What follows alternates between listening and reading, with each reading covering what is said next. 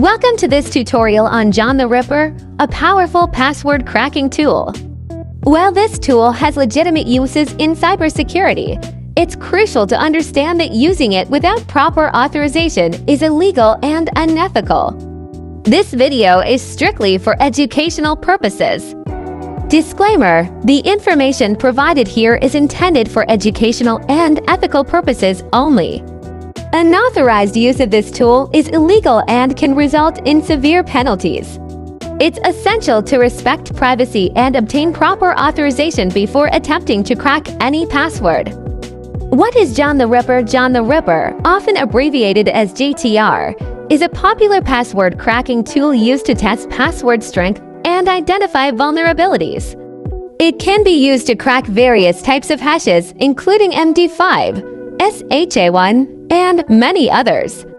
John the Ripper is primarily used for ethical hacking and penetration testing.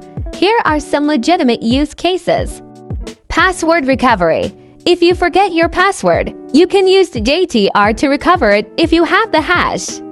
Password strength testing. You can test the strength of your passwords by cracking them with JTR. Vulnerability assessment. It can be used to identify weak passwords in systems. Let's try a simple example. Assume you have a hash stored in a file named hashes.txt. John hash.txt. This command will start the cracking process using default word lists.